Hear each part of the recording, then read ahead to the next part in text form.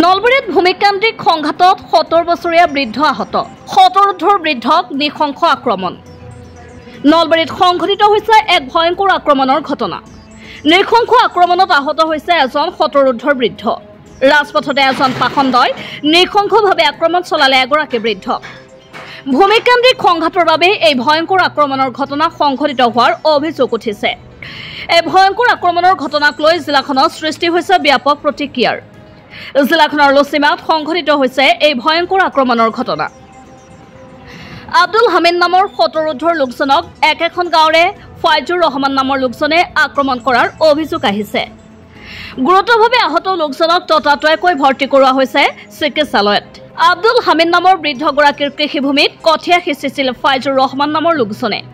ফাইজুৰ ৰহমানৰ এই কাৰ্যত বাধা প্ৰদান কৰাৰ বাবে আজি ফাইজুৰ ৰহমানে বৃদ্ধগৰাকীক নৃশংসভাৱে আক্ৰমণ কৰাৰ অভিযোগ আনিছে আক্ৰান্ত বৃদ্ধগৰাকীৰ পৰিয়ালৰ লোকে।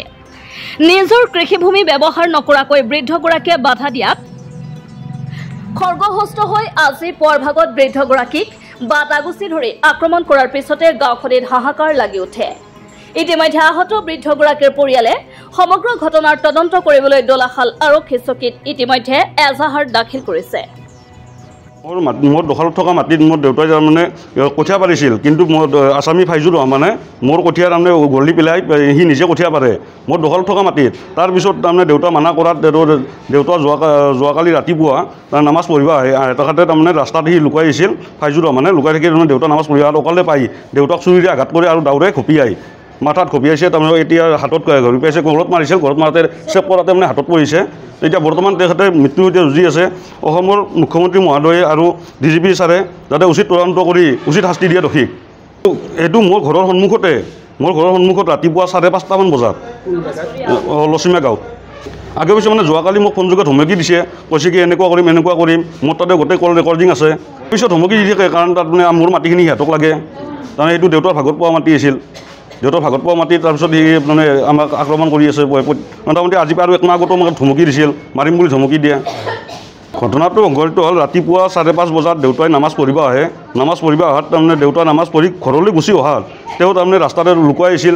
লুকাই পেলাই তাৰমানে দেউতাক চুৰিৰে আঘাত কৰিছিল, গলত আঘাত কৰিছিল, চেপ কৰাতে ইয়াতে পৰিছে, হাতত পৰিছে, তাৰপিছত মাথাত পৰিছে, আপোনাৰ ইয়াতে চকুৰ কাষত ফাটি গৈছে। বৰ্তমান চকু এটা দেখা নাই, বৰ্তমান সংকটজনক অৱস্থাত আছে। বৰ্তমান মুকৰমা মেডিকেলত আনিছিলোঁ যোৱাকালি। মুকৰমাৰ পৰা নলবাৰী মেডিকেল কলেজলৈ ঘগ্ৰাপাৰালৈ ৰেফাৰ কৰি দিয়ে। আজি আৰু তেখেতৰ অৱস্থা হেৰি কৰাৰ কাৰণে এতিয়া বৰ্তমান বৰপেটা মেডিকেল কলেজলৈ ৰেফাৰ কৰি দিছে। কিবা কাৰণত তেখেতৰ কিবা এটা হয় তেতিয়াহ'লে মই ডেড বডি মই ঘৰত নিনিওঁ, মই তেওঁক দলহাৰ আৰক্ষী চকীত মই চমজাই দি যাম। আৰক্ষীয়ে যি কৰে আৰক্ষীয়ে কৰিব।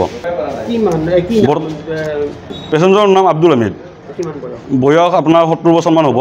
আৰু চুৰিৰে আঘাত কৰিছে আৰু দাউৰে ঘপিয়াইছে। দুখন তাৰমানে দাউ আৰু চুৰি লৈ আহিছে। তাৰমানে তেওঁক মাৰিম বুলিয়ে তাৰমানে ষড়যন্ত্ৰ কৰিছিল। এতিয়া আমি উচিত তদন্ত হৈ উচিত যাতে দোষীয়ে উচিত শাস্তি পায় ফাইজুৰ ৰহমানে, আৰু ফাইজুৰ ৰহমানক যাতে উচিত শাস্তি দিয়ে, ফাঁচি হয়, বা তেওঁ যাতে দ্বিতীয়বাৰ এনেকুৱা কাণ্ড যাতে কাৰো লগত কৰিব নোৱাৰে, তাৰ কাৰণে DGP মহোদয়ে উচিত তদন্ত কৰি উচিত শাস্তি দিয়ে যেন।